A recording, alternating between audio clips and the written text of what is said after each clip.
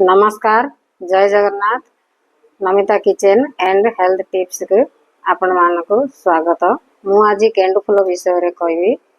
गेंडु फूल ठाकुर को तो दौचे हेले आर औषध गुण विषय रे मु कहबी। गेंडु फूल जादू काछु कुंडिया पोड़ी जाइथिले उणा हो नथबो बा गोड़ माड हेतिले सुखु नथबो बोले गेंडु फूल को ए जो ए पछपटर एटा काढिगिरी ए फूल को ये सब काट देवे।